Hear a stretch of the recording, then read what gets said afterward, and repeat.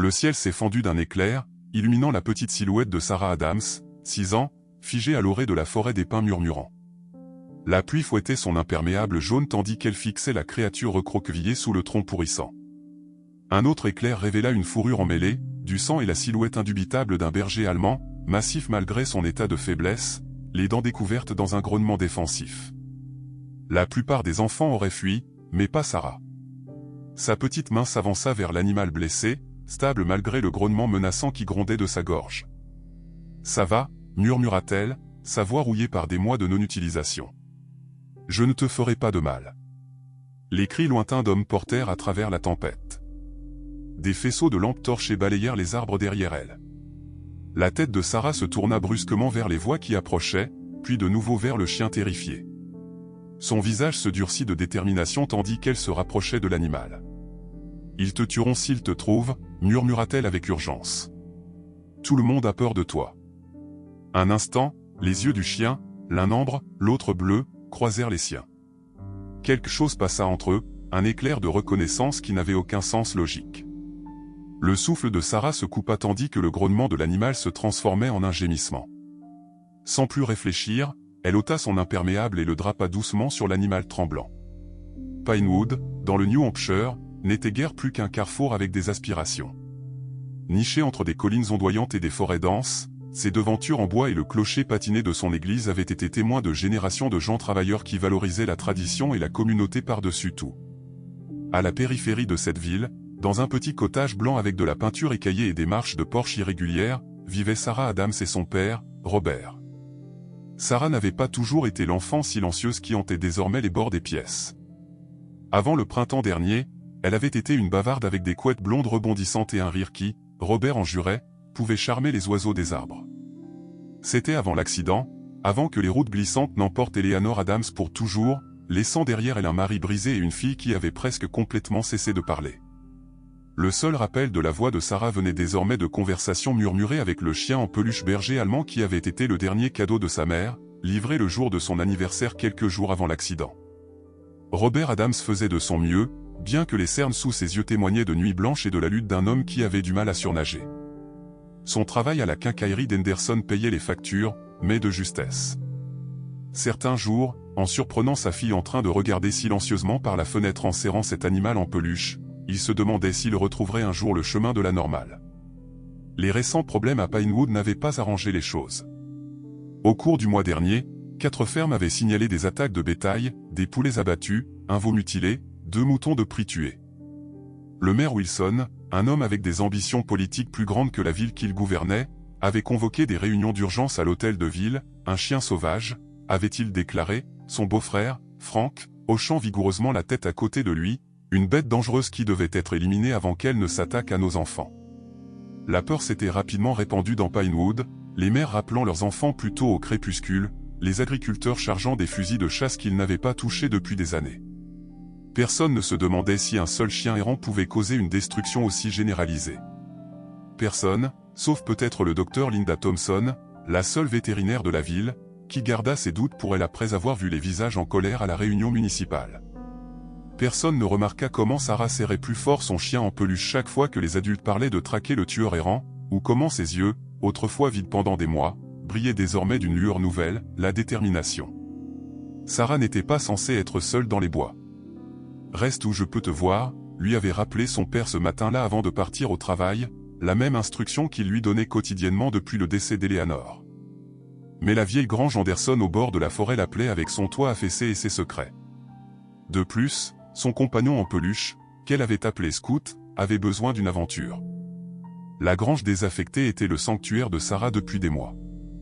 Pendant que les autres enfants jouaient à la tag à la récréation, elle s'asseyait seule en chuchotant des histoires à Scout sur les mystères cachés de la grange. Alors, quand des bruits étranges résonnèrent à l'intérieur de ces murs patinés, ce mardi après-midi, la curiosité l'emporta sur la prudence. Les charnières protestèrent tandis que Sarah poussait la lourde porte, juste assez pour se faufiler à l'intérieur. Des acariens de poussière dansaient dans les minces rayons de lumière filtrant à travers les lattes de toit brisées. Le bruit revint, un gémissement, suivi d'un bruit de grattement provenant du box arrière. Sarah serra Scout plus fort tandis qu'elle avançait sur la pointe des pieds.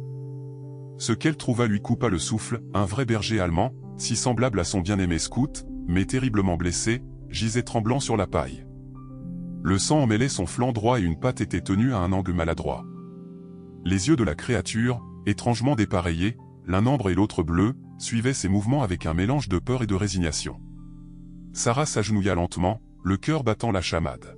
« Tu ressembles à Scout » murmura-t-elle, sa voix rauque par manque d'usage. Le chien grogna faiblement, mais ne fit aucun geste pour attaquer. De près, Sarah pouvait voir les côtes saillantes contre une fourrure terne, preuve d'une longue faim. Une cicatrice étrange marquait son épaule, pas d'une blessure naturelle, mais quelque chose qui semblait délibérément placé. Lorsque Sarah tendit la main timidement, le chien sursauta, mais lui permit de toucher sa tête de ses petits doigts. « Tu as besoin d'aide » murmura-t-elle, prononçant le plus de mots qu'elle avait prononcés à voix haute depuis des mois. Ce soir-là, Robert Adams remarqua que sa fille mangeait rapidement, empochant des morceaux de son pain de viande. Quand elle pensait qu'il ne la regardait pas, il soupira, attribuant le comportement à un chagrin persistant. S'il avait vérifié son sac à dos, il aurait peut-être trouvé la bouteille d'eau, le torchon et la crème antiseptique manquant dans l'armoire de la salle de bain. Pendant 5 jours, Sarah devint une voleuse dans sa propre maison. Des pansements, des restes de poulet, une vieille couverture, tout disparaissait dans son sac à dos d'école. Chaque jour après l'école, elle se faufilait vers la grange où le berger allemand l'attendait. Chaque jour, le chien semblait lui faire davantage confiance, lui permettant de nettoyer ses blessures et de lui offrir de la nourriture de sa paume. Elle le nomma le 3e jour, sa voix devenant plus forte à chaque visite, parce qu'on dirait que tu pourrais protéger quelqu'un.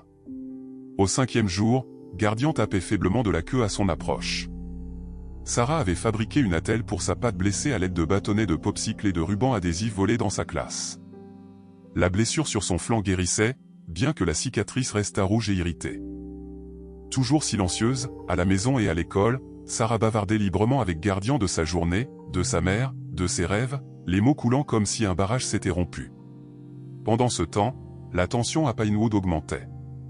Le maire Wilson avait convoqué une autre réunion municipale, celle-ci se tenant dans le gymnase de l'école primaire pour accueillir la foule plus nombreuse. Sarah s'assit au dernier rang à côté de son père, Scout, caché dans son sac à dos, à côté des provisions pour Gardian. La situation est devenue intolérable, annonça le maire Wilson en désignant des photographies agrandies de bétail mutilé. La nuit dernière, la ferme Peterson a perdu 6 poulets et une chèvre. Nous avons un prédateur parmi nous et il devient plus audacieux. Frank Milligan, le beau-frère du maire et expert en chasse autoproclamé, se leva ensuite, son cou épais bombant au-dessus de son col tandis qu'il gesticulait de manière dramatique. « J'ai traqué cet animal. C'est un berger allemand, sauvage et dangereux. Nous devons organiser une partie de chasse avant qu'il ne s'attaque à un enfant. » Des murmures d'accord se répandirent dans la foule. Robert se tortilla inconfortablement à côté de Sarah, qui serrait son sac à dos avec les jointures blanchies. « Je propose que nous fixions une date, » continua le maire Wilson. « Ce dimanche, tous les hommes valides se joindront à la recherche. Nous allons ratisser les bois jusqu'à ce que cette menace soit éliminée. » Le docteur Thompson se leva du 3e rang. « Quelqu'un a-t-il réellement vu ce chien attaquer quoi que ce soit? Les blessures sur le bétail pourraient être compatibles avec... » « Avec quoi ?» interrompit Frank. « Nous savons tous que c'est ce chien errant. Il a été repéré 3 fois maintenant. Je dis juste que nous devrions être certains avant. » « Avant quoi? Avant qu'un gamin se fasse mutiler ?» Le visage de Frank devint rouge. « Mon cousin à Albany a perdu son colis à cause d'un berger allemand errant devenu sauvage, des animaux dangereux. Une fois qu'ils ont goûté au sang. » Sarah se mordit la lèvre si fort qu'elle saigna presque. Gardian n'était pas dangereux. Il était blessé et effrayé. Elle leva les yeux vers son père, surprise de voir de l'hésitation dans son expression. Robert, appela le maire Wilson, remarquant son silence.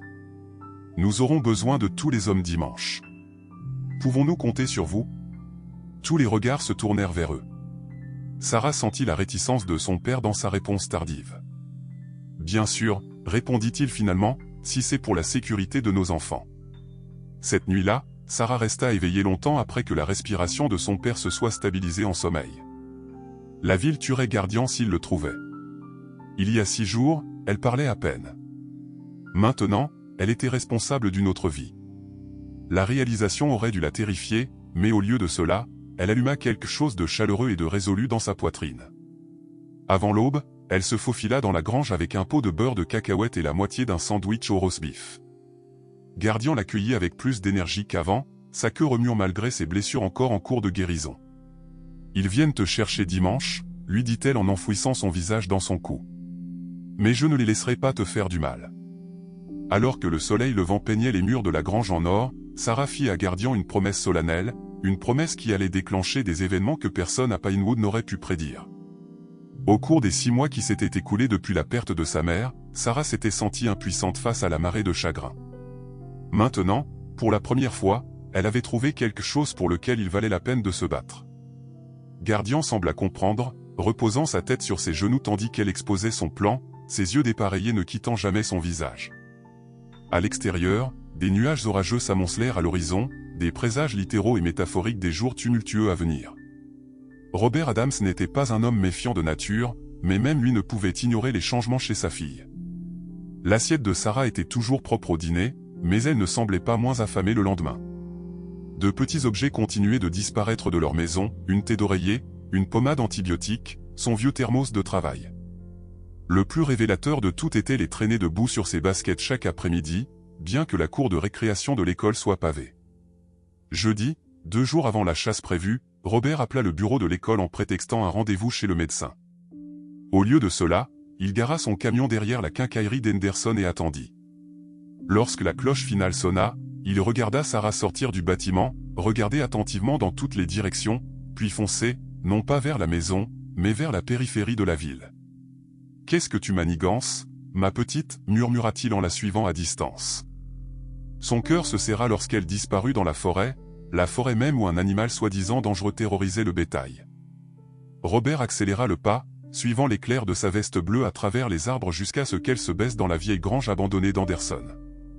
Il s'approcha prudemment, entr'ouvrant la porte juste assez pour jeter un coup d'œil à l'intérieur. Ce qu'il vit lui coupa presque le souffle. Sarah, sa Sarah silencieuse et repliée sur elle-même, était assise les jambes croisées sur le sol, parlant d'un ton clair et animé à un énorme berger allemand, l'animal même que toute la ville se préparait à chasser. Et puis Jamie Peters a dit, le problème de Matt était impossible, mais je l'ai résolu. Gardian, Madame Williams a mis une étoile dorée sur ma feuille. Sarah gloussa tandis que le chien lui léchait la main. J'aimerais pouvoir t'emmener à la maison, mais papa ne comprendrait pas, pas encore. La brusque inspiration de Robert le trahit. La porte de la grange grinça lorsqu'il la poussa plus grand, entrant dans l'intérieur poussiéreux. Le chien se redressa immédiatement, se positionnant entre Sarah et la menace perçue, un grognement sourd grondant de sa poitrine malgré ses blessures évidentes. Sarah Elizabeth Adams. La voix de Robert tremblait, « Éloigne-toi de cet animal tout de suite. » Au lieu d'obéir, Sarah jeta ses bras autour du cou du chien. « Non, tu ne peux pas lui faire de mal. » Et puis, le miracle que Robert avait désespéré de revoir un jour, sa fille le regarda droit dans les yeux et lui parla. « S'il te plaît, papa, Gardian est bon, il est blessé. » Quelqu'un lui a tiré dessus. Sa voix, si longtemps silencieuse en sa présence, résonnait de détermination. Robert se figea, partagé entre la joie d'entendre la voix de sa fille et la peur du grand animal qu'elle étreignait. « Sarah, tu me parles. Tu recommenceras à ne plus m'entendre si tu fais du mal à Gardian, » menaça-t-elle, les yeux remplis de larmes. « S'il te plaît, papa, il a besoin de moi. » Prudemment, Robert s'agenouilla à quelques mètres de distance, étudiant l'animal. Maintenant qu'il regardait de plus près, il pouvait voir que le chien n'était pas prêt à attaquer, mais à protéger. Sa patte avant droite portait une attelle de fortune et une blessure en cours de guérison sur son flanc témoignait de violences passées. Le plus frappant étaient ses yeux, l'un ambre, l'autre bleu, le regardant avec intelligence plutôt qu'avec une agression aveugle. « Sarah, c'est le chien que tout le monde chasse, celui qui tue le bétail. »« Ce n'est pas lui, » insista Sarah. « Gardian est trop blessé pour chasser quoi que ce soit. Et regarde. » Elle montra la blessure. Le docteur Thompson a dit en cours de santé que les morsures d'animaux sont irrégulières. La blessure de Gardian est droite, comme une balle. Robert examina la blessure avec la précision d'un ouvrier du bâtiment, notant le motif inhabituel. « Tu t'occupes de lui depuis tout ce temps ? » ?»« Depuis quand ? » « 6 jours, admit Sarah. « Il était mourant, papa, comme maman, mais je pouvais le sauver. » Le mot frappa Robert comme un coup physique. La mort d'Eleanor les avait laissés tous les deux à la dérive, mais alors qu'il s'était perdu dans le chagrin et le travail, sa fille de 6 ans avait assumé un fardeau qu'aucun enfant ne devrait porter. Maintenant, elle avait trouvé un but en sauvant cette créature, même s'il n'avait pas tué le bétail. « Sarah, il est sauvage, dangereux. »« Non, pas sauvage, » insista T.L. « Regarde. » Elle fouilla dans son sac à dos et sortit un collier en cuir usé caché sous de la paille dans un coin. Il avait ça, mais ça lui faisait mal à sa coupure, alors je l'ai enlevé. Robert accepta le collier, le retournant entre ses mains. Les étiquettes étaient usées mais lisibles, pas un enregistrement local, mais quelque chose qu'il ne reconnut pas immédiatement. Ça ne veut pas dire qu'il est en sécurité, ma chérie. Comme s'il comprenait la conversation, le berger allemand s'abaissa lentement au sol à côté de Sarah, posant sa tête sur ses pattes dans une posture de soumission. Le geste ne passa pas inaperçu pour Robert. « S'il te plaît, papa, » chuchota Sarah, juste jusqu'à ce qu'il aille mieux, ensuite nous trouverons à qui il appartient. Robert passa une main dans ses cheveux, tiraillés. La réunion municipale se profilait dans son esprit, les visages en colère, la peur, la certitude du maire Wilson que cet animal était responsable de la destruction. Mais ses blessures, quelque chose ne collait pas, 2 jours, dit-il finalement. Nous le gardons caché ici pendant 2 jours. Je vais parler au docteur Thompson, voir ce qu'elle pense de ses blessures. Mais Sarah, sa voix devint sévère, s'il y a le moindre signe qu'il pourrait être dangereux, le moindre signe, nous le disons au shérif Collins, promets-le-moi. Sarah se jeta dans ses bras, la première étreinte qu'elle avait initiée depuis les funérailles d'Eleanor. Je le promets. Oh, merci, papa. Ce soir-là, Robert contacta Linda Thompson sous prétexte de se renseigner sur les vaccinations pour un futur animal de compagnie. Leur conversation, soigneusement orientée vers l'identification des attaques d'animaux, confirma l'observation de Sarah. La blessure du bétail telle que décrite à la réunion municipale semblait incompatible avec les attaques de chiens, plus comme des coups de couteau dans certains cas, avait dit Linda. Mais Frank et le maire en sont tellement convaincus. Pendant ce temps, le conseil municipal tint une session d'urgence. Robert, revenant de sa visite à la grange avec Sarah, arriva en retard et constata qu'un vote avait déjà eu lieu, 12 contre 1. Le maire Wilson annonça en jetant un coup d'œil vers Linda Thompson, apparemment la seule dissidente. La chasse est avancée à demain soir. Nous ne pouvons pas risquer plus de bétail ou pire. Mais je pensais que le plan était pour dimanche, protesta Robert, la panique montant. Frank Milligan lui tapa sur l'épaule, j'ai eu une piste fraîche cet après-midi, Robert. Nous ne pouvons pas la laisser refroidir. Nous nous retrouverons à l'hôtel de ville à 6 heures demain. Apportez votre fusil. Son sourire n'atteignit pas ses yeux, nous allons abattre ce tueur une fois pour toutes. Robert rentra chez lui en silence, son esprit en ébullition. Un jour, pas 2, pas assez de temps pour enquêter correctement. À la maison, Sarah attendait sur le porche, son expression s'éclairant à son arrivée, puis s'affaissant lorsqu'elle lut son visage. « Quelque chose ne va pas », dit-elle en serrant Scout contre sa poitrine. Robert s'agenouilla devant sa fille, choisissant soigneusement ses mots. « Sarah, ma chérie, il y a eu un changement de plan. » La porte de la chambre de Sarah resta fermée longtemps après que Robert eut expliqué la décision de la ville. À travers le bois mince, il pouvait entendre ses sanglots étouffés, occasionnellement ponctués par des murmures à son compagnon en peluche, « Nous devons le sauver, Scout, nous devons le sauver. » Les mots déchirèrent le cœur de Robert. Mais que pouvait-il faire? S'opposer à toute la ville les marquerait comme des étrangers pour toujours, quelque chose que Sarah, déjà isolée par son mutisme sélectif, ne pouvait pas se permettre. À minuit, Robert vérifia sa fille une dernière fois. La vue qu'il accueillit lui glaça le sang, des couvertures froissées disposées de manière à ressembler à un enfant endormi.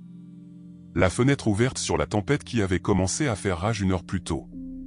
Sur l'oreiller, un mot griffonné au crayon, « Je suis parti sauver Gardien, ne t'inquiète pas, Sarah. » Robert cria dans la pièce vide, la panique montant dans sa gorge comme de la bile. Dehors, le tonnerre gronda comme en réponse, la pluie fouettant la maison en feuilles horizontales. La tempête dont le service météorologique mettait en garde depuis des jours était arrivée avec une vengeance, et quelque part à l'intérieur se trouvait sa fille de 6 ans. Robert attrapa son imperméable et sa lampe de poche de secours, les mains tremblant si fort qu'il faillit laisser tomber le téléphone en composant le numéro. « Shérif Collins, Tom, c'est Robert Adams. Sarah s'est enfuie. Elle est dehors dans cette tempête. » En 20 minutes, le petit salon de Robert se remplit de voisins inquiets. Le shérif Collins étala une carte sur la table basse, marquant les zones de recherche. Nous allons commencer par l'école, la cour de récréation, partout où elle pourrait se sentir en sécurité. Robert secoua la tête. Elle est allée à la vieille grange d'Anderson, elle s'est cachée? Il hésita, puis se lança. Elle y cachait ce chien errant, elle le soignait pour qu'il guérisse. La pièce se tut. Le maire Wilson, qui avait insisté pour se joindre à l'intervention d'urgence, plissa les yeux. Le chien tueur, Robert? Pourquoi ne l'avez-vous pas signalé immédiatement? Parce qu'il ne tue rien, répondit Robert sèchement. J'ai vu l'animal. Il a été abattu, maire. Il porte un collier. Quelqu'un possédait ce chien. Frank Milligan s'avança. C'est une raison de plus pour l'abattre. Un animal domestique devenu sauvage est encore plus dangereux. Assez. Intervint le shérif Collins. Pour l'instant, retrouvez Sarah et tout ce qui compte. Robert dirige une équipe à la grange. Frank prend 4 hommes et vérifie le sentier forestier de l'Est. Je coordonnerai d'ici à mesure que d'autres bénévoles arriveront. Robert et le docteur Thompson se dirigèrent vers la grange à travers la tempête hurlante, rejoints par 3 autres voisins. Les faisceaux des lampes de poche perçaient faiblement la pluie battante à mesure qu'ils approchaient de la structure délabrée. « Sarah !» appela Robert, la voix à peine audible au-dessus du vent. « Sarah, ma chérie, es-tu là ?» La grange était vide, de la paille éparpillée là où Gardian avait couché. Une petite collection de fournitures, le thermos manquant, des bandages et la brosse à cheveux de Sarah restaient soigneusement rangés dans un coin. « Ils sont partis », observa Linda en examinant le sol. « Il n'y a pas longtemps non plus. Regardez. » Elle montra de la paille perturbée et ce qui semblait être des empreintes de pattes menant vers la porte arrière. Elle a dû entendre parler de la chasse et l'a emmenée plus profondément dans la forêt. Robert se sentit malade. La forêt au-delà de la propriété d'Anderson s'étendait sur des kilomètres, criblée de ravins, de formations rocheuses et d'un ruisseau qui allait gonfler rapidement dans cette averse. Nous devons les trouver avant. Un coup de feu résonna au loin, étouffé par la tempête, mais indubitable. Ça vient du sentier de Black Ridge, dit l'un des volontaires. Le groupe de Frank a dû trouver quelque chose. Robert courut, Linda luttant pour garder le rythme derrière lui. Le sentier de Black Ridge serpentait à travers des arbres denses avant de monter vers un affleurement rocheux surplombant le ruisseau de Pinwood. Par beau temps, il offrait des vues pittoresques. Ce soir, c'était un cauchemar de glissements de terrain et de sections de sentiers inondés. Ils trouvèrent le groupe de Frank rassemblé autour d'un cerf tombé, son flanc ouvert d'une manière étrangement similaire aux attaques de bétail. Frank se tenait là avec son fusil, l'air triomphant. « J'ai juste manqué le coupable », annonça-t-il lorsque Robert approcha. « Mais regardez ce que le chien innocent de votre fille a fait, Adams. » Robert fixa la carcasse, le doute s'insinuant, malgré lui. « Comment savez-vous que c'était Gardian ?»« Je l'ai suivi ici, » insista Frank, « j'ai trouvé des empreintes de chiens fraîches menant directement à cette tuerie, puis je l'ai vu s'enfuir avec ce qui ressemblait à la veste bleue de votre fille qui suivait. » Linda s'agenouilla à côté du cerf, ne tenant pas compte de la boue, trempant son pantalon. Son examen fut rapide mais approfondi. « Ce n'est pas un chien qui a fait ça, » annonça-t-elle. L'espacement des blessures est tout faux. « De quoi parlez-vous » demanda Frank. « Les chiens attaquent la gorge ou les jarrets de leur proie. »« Ça ?» Elle montra les entailles précises. « Ça a été fait avec un couteau ou quelque chose de similaire tranchant. Quelqu'un a braconné des cerfs hors saison et fait en sorte que ça ressemble à des attaques d'animaux. » Le visage de Frank se tordit. « C'est ridicule. Pourquoi quelqu'un ferait-il ça ? Pour couvrir le braconnage, » dit le shérif Collins en arrivant avec un autre groupe de recherche. « Linda, êtes-vous certaine ? » Absolument, et je parie que si nous examinions le bétail plus attentivement, nous trouverions le même motif. Tous les regards se tournèrent vers Frank, dont la main se serra sur son fusil. Robert remarqua quelque chose alors, un renflement étrange dans la veste de chasse de Frank, à peu près de la taille d'un petit morceau de venaison. Le shérif Collins le vit aussi. « Frank, ouvrez votre veste. C'est absurde. Il y a un animal dangereux dehors en ce moment. » La voix du shérif se durcit tandis que sa main se dirigeait vers son étui. Ce qui se passa ensuite se déroula avec une rapidité choquante. Frank poussa le chercheur le plus proche dans le shérif, se tourna et tira un coup de feu sauvage en l'air avant de plonger dans la forêt. 2 adjoints se lancèrent à sa poursuite, mais dans la tempête et l'obscurité, ses chances de s'échapper étaient bonnes. Il complétait ses revenus avec de la chasse illégale, conclut Collins d'un ton sombre, faisant en sorte que ça ressemble à des attaques d'animaux pour détourner l'attention. Il a probablement blessé le chien de votre fille quand il est tombé sur lui au travail. Robert l'entendit à peine, son attention étant entièrement concentrée sur la nouvelle information. Si Guardian n'a pas attaqué le bétail, il n'est pas dangereux. Sarah avait raison depuis le début. L'espoir se mêla à une urgence renouvelée. Mais ils sont toujours dehors dans cette tempête, et maintenant Frank est dehors aussi, armé et désespéré. La recherche s'intensifia au cours de l'heure suivante, d'autres bénévoles arrivant malgré la détérioration des conditions. Le ruisseau avait gonflé au-delà de ses berges, coupant l'accès à la forêt de l'Est. Des rapports arrivèrent de glissements de terrain près de Crowes Hollow, un réseau de petites grottes où les enfants de la région jouaient parfois pendant les mois d'été. « C'est ça », déclara soudain Robert. « Les grottes. Sarah les connaît grâce au pique-nique d'été. Elle emmènerait Guardian quelque part d'abrité, quelque part où il pourrait se cacher jusqu'à ce que la chasse soit annulée. » Le voyage vers Crowes Hollow était dangereux. À 2 reprises, les chercheurs durent se tenir les bras pour traverser des ruisseaux gonflés qui n'étaient autrefois que de simples filets d'eau. La pluie continua sans relâche, transformant le sol de la forêt en un bourbier qui aspirait les bottes et réduisait la progression à un crawl éreintant. Près de l'entrée de la grotte, Robert le trouva, une petite empreinte de pas boueuse à côté d'une empreinte de pattes plus grande, se dirigeant vers l'obscurité. « Sarah » appela-t-il, la voix brisée. « Sarah, c'est papa. Guardian n'est plus en danger. Nous savons qu'il n'a fait de mal à personne. » Seul le vent hurlant répondit. La caverne principale de Crowes Hollow était normalement sèche toute l'année, son entrée légèrement surélevée par rapport au terrain environnant. Ce soir, cependant, l'eau coulait régulièrement de multiples directions alors que la pluie trouvait de nouveaux canaux à travers le sol saturé. « Les chambres du fond » suggéra Linda en ajustant sa lampe de poche. « Elles sont plus hautes. Si Sarah connaît les grottes, c'est laquelle irait. » Ils s'enfoncèrent plus profondément dans l'obscurité, appelant le nom de Sarah. Le niveau de l'eau monta régulièrement autour de leurs mollets, puis de leurs genoux. Robert lutta contre la panique montante. Si c'était aussi haut dans la caverne principale, qu'en était-il des passages plus étroits? Un faible bruit résonna de quelque part devant, pas la voix de Sarah, mais l'aboiement d'un chien, suivi d'éclaboussures. « Guardian » appela Robert. « Bon garçon, où est Sarah ?» Un autre aboiement, plus urgent, les guida vers une fissure étroite dans la paroi rocheuse. Au-delà se trouvait une petite chambre et là, blottie sur un rebord rocheux au-dessus de l'eau montante, était assise Sarah. Guardian se tenait dans l'eau en dessous d'elle, aboyant vers les chercheurs, ses yeux dépareillés reflétant les faisceaux de leur lampe de poche. « Papa » cria Sarah, le visage illuminé par leur lumière. L'eau est venue si vite. Le garde a essayé de me tirer, mais mon pied est resté coincé. Robert a tout de suite compris le problème. La botte de Sarah s'était coincée entre 2 rochers alors qu'elle essayait de grimper plus haut. L'eau atteignait maintenant la poitrine du garde alors qu'il se tenait vigilamment à côté d'elle. « J'arrive, ma chérie » a appelé Robert, en enlevant déjà sa veste et en tendant sa lampe de poche à Linda. « Reste calme. » Le passage était étroit mais navigable.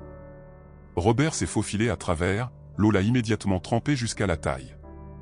Le garde n'a fait aucun mouvement agressif en s'approchant, il a plutôt gémi, anxieux, en regardant Sarah et l'eau qui montait. « Quel tueur tu fais » a murmuré Robert au chien, en attrapant sa fille.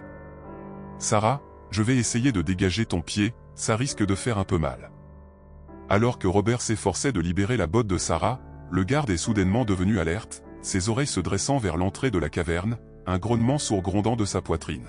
« Qu'est-ce qu'il y a, mon garçon » a demandé Robert, juste au moment où un nouveau faisceau de lumière traversait l'obscurité. « Eh bien, n'est-ce pas touchant ?» La voix de Frank Milligan a résonné sur les murs de pierre, toute la ville fouille, et c'est moi qui trouve la petite Sarah. Robert s'est placé entre Sarah et la nouvelle menace, Frank. « C'est fini, le shérif est au courant du braconnage. Pose ton arme et aide-nous à sortir Sarah d'ici. » Le rire de Frank ne contenait aucune joie, et aller en prison. Je ne crois pas. Le faisceau de sa lampe de poche vacillait légèrement, suggérant qu'il n'était pas tout à fait stable. Ce chien m'a vu au travail, il me traque depuis des semaines, il ne peut pas y avoir de témoins, humains ou autres. Frank, tu divagues, a crié Linda derrière lui. Cette grotte est en train d'être inondée, il faut sortir Sarah maintenant. Oh, je vais aider à la sortir, a acquiescé Frank, en s'approchant juste après avoir fini ce que j'avais commencé avec ça. Le grognement du garde s'est intensifié alors que Frank levait son fusil. Sans hésitation, le chien s'est jeté en avant dans l'eau qui montait, non pas vers Frank, mais vers Sarah et Robert, se positionnant de manière protectrice devant eux.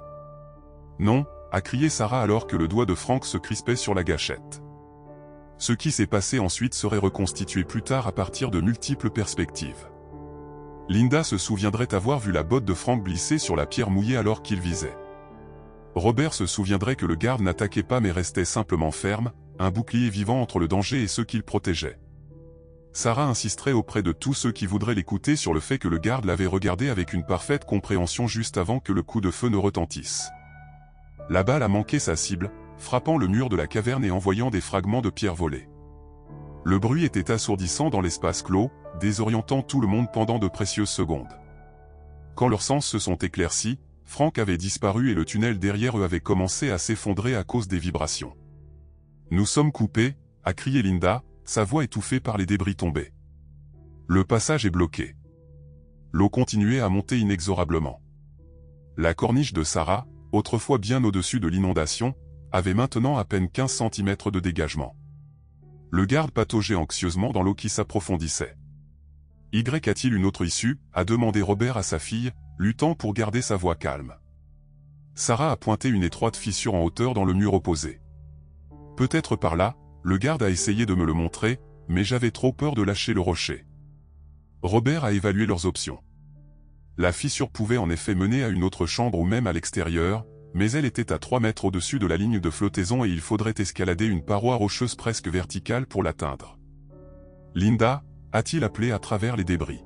« Retourne chercher de l'aide, dis-leur de chercher une ouverture sur la face nord du creux. »« Robert, je ne peux pas vous laisser » a-t-elle insisté.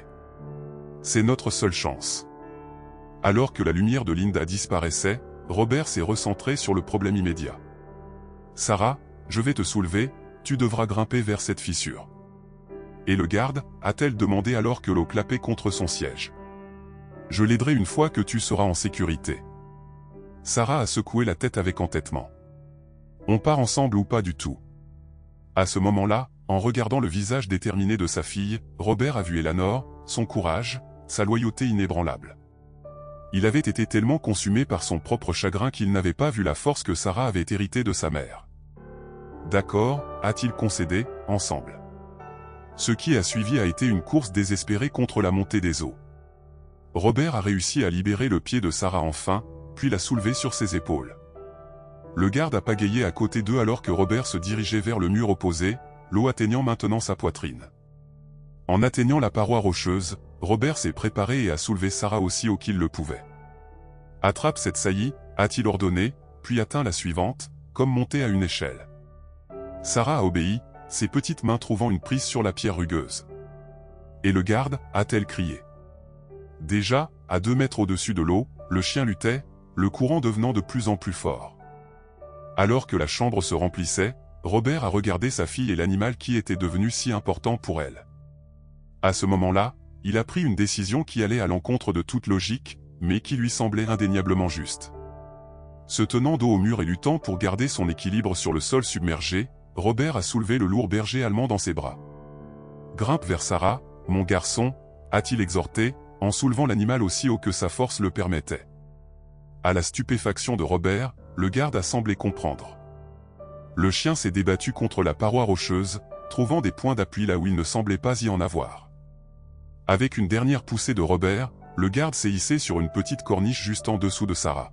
« Bravo » a encouragé Sarah, poursuivant sa propre ascension, continue. Robert a suivi en dernier, ses doigts engourdis par le froid, ses muscles hurlant alors qu'il se retirait de l'eau montante. Les trois ont progressé lentement mais régulièrement vers le haut, le garde étonnamment agile malgré ses blessures, Sarah faisant preuve d'une détermination qui dépassait son âge. La fissure, lorsqu'ils l'ont finalement atteinte, était à peine assez large pour que Sarah puisse s'y faufiler. « Je vois la lumière » a-t-elle crié avec enthousiasme, « il y a une issue. » Un par un, ils ont navigué dans les 3 passages, Sarah en premier, puis le garde avec quelques difficultés, et enfin Robert se râpant les épaules contre la pierre rugueuse.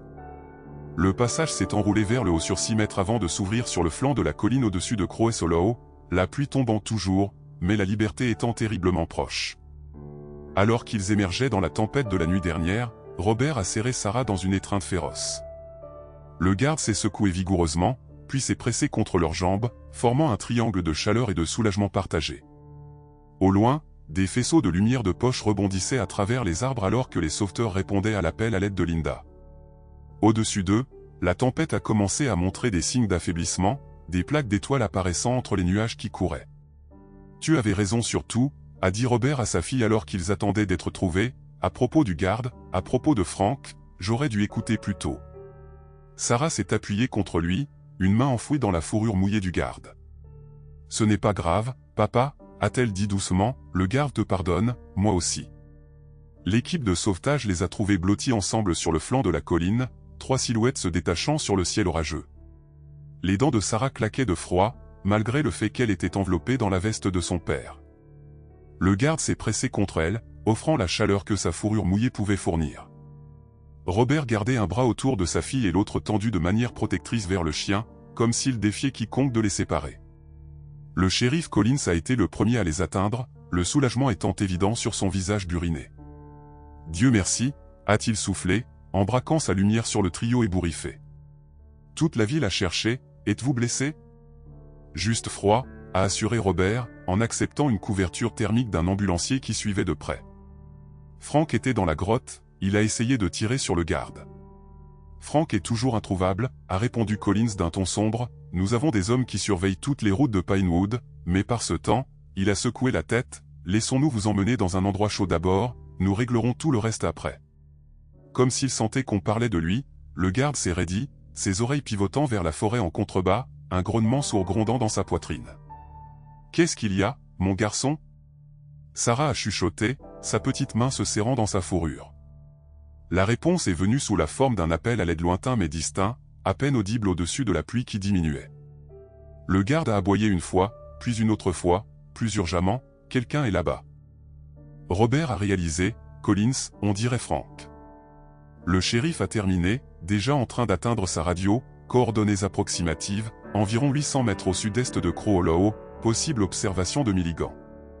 À Robert, il a ajouté, « Restez ici avec Sarah, l'équipe de sauvetage s'en chargera. » Mais le garde avait d'autres idées. Avant que quiconque ne puisse réagir, le berger allemand s'est précipité vers le son, disparaissant dans l'obscurité avec une rapidité surprenante pour un animal si récemment blessé. « Non », a crié Sarah en essayant de le suivre jusqu'à ce que Robert lui attrape le bras. « Laisse le shérif s'en occuper, ma chérie », a-t-il apaisé, bien que sa propre expression trahissait son inquiétude pour le chien qui, contre toute attente, était devenu important pour lui aussi. Le shérif Collins a envoyé 3 adjoints enquêter, puis a concentré son attention sur la descente en toute sécurité de Sarah sur le flanc de la colline. La tempête avait transformé le terrain familier en une course d'obstacles périlleuse de glissements de terrain et d'arbres déracinés. À 2 reprises, le groupe a dû faire un détour autour des sections inondées du sentier, ajoutant de précieuses minutes à leur retour en ville. Ils avaient presque atteint la lisière de la forêt lorsque la radio a crépité. « Shérif, nous avons une situation à Pinewood Creek, l'ancien pont piétonnier s'est effondré avec Milligan dessus, il est bloqué sur un rocher, au milieu du courant, trop fort pour que nous puissions l'atteindre. » Collins a vérifié sa montre, calculant. « Les services d'urgence peuvent avoir un sauvetage aquatique ici dans 40 minutes, peut-être moins. » Il n'a pas 40 minutes, est venue la réponse sombre. Le ruisseau monte toujours, ce rocher sera sous l'eau dans 20 minutes maximum. Sarah a tiré sur la manche de son père. Le garde peut aider, a-t-elle insisté, c'est un chien nageur, j'ai vu des photos de bergers allemands sauvant des gens dans le livre des louveteaux. Robert a échangé des regards avec le shérif qui a haussé les épaules impuissant. Un hélicoptère ne peut pas voler par ce temps, et même si nous avions un bateau. Le garde va le sauver, a déclaré Sarah avec une conviction absolue, même si c'est un méchant homme qui a essayé de nous faire du mal. Robert s'est agenouillé devant sa fille, scrutant son visage. « Ma chérie, le garde n'est qu'un chien, il ne peut pas comprendre. »« Il comprend tout, » a interrompu Sarah. « S'il te plaît, papa, fais-moi confiance encore une fois. » C'était peut-être l'adrénaline persistante de leur évasion de la grotte, ou le simple fait que Sarah parlait librement pour la première fois depuis des mois, mais Robert s'est retrouvé à hocher la tête. Ouvre la voie. Pinewood Creek s'était transformé d'un doux ruisseau sinueux en un torrent rugissant qui déchirait ses berges avec une force effrayante. L'ancien pont piétonnier, une simple structure en bois qui avait servi la ville pendant des générations, n'existait plus que sous forme de débris éparpillés pris dans l'eau agitée. En aval, au milieu de l'inondation, Frank Milligan s'accrochait à un gros rocher, l'eau lui arrivant déjà à la taille. Sur la berge proche, le garde arpentait anxieusement, aboyant sur l'homme bloqué. Les adjoints avaient tenté d'atteindre Frank avec une ligne de corde assemblée à la hâte, mais le courant s'est avéré trop fort, emportant le nageur le plus fort à près de 90 mètres en aval. Avant qu'il ne puisse être ramené en sécurité, Frank a appelé le shérif Collins à travers un porte-voix. « Les services d'urgence sont en route, tiens bon. » La réponse de Frank s'est perdue dans le rugissement de l'eau, mais son expression désespérée racontait l'histoire assez clairement. Le rocher auquel il s'accrochait disparaissait progressivement sous la montée des eaux. Sarah s'est séparée de son père en courant aux côtés du garde. « Tu peux le faire » a-t-elle dit au chien, sa voix stable malgré le chaos qui l'entourait. « Tu peux le sauver, le garde. » À la stupéfaction de toutes les personnes présentes, le berger allemand a regardé directement Sarah, puis Frank, puis à nouveau Sarah, comme s'il évaluait la situation. Avec des mouvements délibérés, il s'est approché du bord de l'eau, testant le courant avec une patte. « Qu'est-ce qu'il fait » a demandé l'un des adjoints avec incrédulité. « Exactement ce que Sarah lui a dit de faire » a répondu Robert, incapable de masquer l'émerveillement dans sa voix. Le garde est entré dans l'eau avec prudence, ses puissantes pattes travaillant contre le courant. Sa stratégie est devenue claire au fur et à mesure qu'il avançait, non pas directement vers Frank, mais à un angle en amont, permettant à la force de l'eau de le porter vers le rocher plutôt que de lutter contre elle. « Malin, ce chien » a murmuré le shérif Collins, en regardant à travers des jumelles. « Sarah, où as-tu trouvé cet animal ?»« Il m'a trouvé » a répondu Sarah simplement, ses yeux ne quittant jamais le chien en difficulté. Le garde a atteint le rocher après une minute de nage tendue, se hissant partiellement sur le rocher à côté d'un Frank visiblement terrifié. L'homme a hésité, puis a attrapé des poignées de la fourrure épaisse du chien alors que le garde se positionnait pour retourner à la rive. « Il essaie de ramener Frank » s'est exclamé Robert, tout le monde en aval, avec espoir, ils auront besoin d'aide quand ils se rapprocheront. Le voyage de retour s'est avéré beaucoup plus difficile. Le garde luttait contre le courant, alourdi par un homme adulte qui s'accrochait désespérément à son dos. À 2 reprises, ils ont brièvement disparu sous la surface, pour réapparaître des mètres en aval, luttant toujours vers la rive. Sarah a couru le long de la berge, criant des encouragements, « Tu peux le faire, le garde, nage, ramène-le à la maison. » À 45 mètres de la sécurité, la catastrophe a frappé. Une grosse branche d'arbre, emportée par les eaux de crue, a percuté le couple. Frank a perdu sa prise, retombant dans le courant déchaîné avec un cri terrifié. Le garde, momentanément étourdi par l'impact, a été emporté dans la direction opposée. « Non !» a crié Sarah alors que l'homme et le chien disparaissaient tous les deux dans l'eau brune agitée. Pendant un moment éternel, rien n'était visible à l'exception de l'eau de crue remplie de débris. Puis, miraculeusement, la tête du garde a refait surface à une vingtaine de mètres en aval. Le chien s'est frayé un chemin vers des eaux moins profondes, puis s'est retourné et a replongé dans le courant, nageant avec puissance vers un bras agité qui marquait l'emplacement de Frank. Il retourne le chercher, a soufflé Robert, déjà en train de courir en aval aux côtés du shérif Collins et des adjoints. Les prochaines minutes se sont déroulées comme dans un rêve fiévreux. Le garde a en quelque sorte atteint Frank, a attrapé le col de sa veste avec ses puissantes mâchoires et a commencé à remorquer l'homme maintenant inconscient vers le rivage. Les sauveteurs ont attendu dans les eaux peu profondes dangereuses, tendant des perches et des cordes vers le couple en difficulté.